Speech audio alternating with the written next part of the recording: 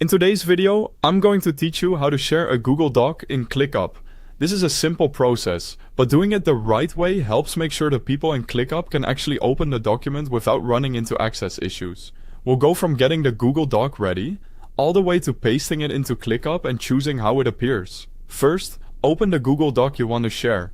Before you bring the link into ClickUp, it's important to confirm that you're working with the correct document and that it contains the version you want others to see. This can save time and avoid confusion later, especially if you're sharing it with a team.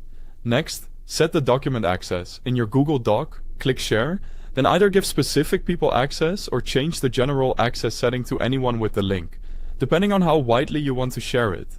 This part matters because if the permissions are too limited, people in ClickUp may click the link and get a request access message instead of the document itself. If you're working with a broader group, link access is often the easiest option.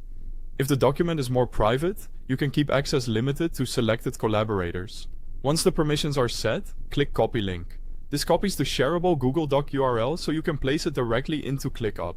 Now open ClickUp and go to the place where you want to share the document. This could be a task, a ClickUp doc, or a chat message.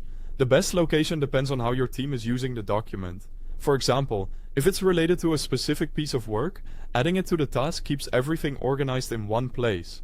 Paste the Google Doc link into the task description. A comment, a ClickUp doc, or a chat message.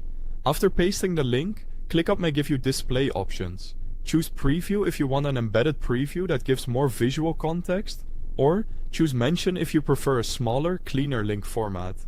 If ClickUp prompts you to connect your Google account, go ahead and complete that step so the integration works properly. Finally, save your changes if you pasted the link into a description or doc, or send the comment or message if you shared it in chat or a task comment. At that point, your Google Doc is shared in ClickUp and ready for others to access. And that's it. Thanks for watching.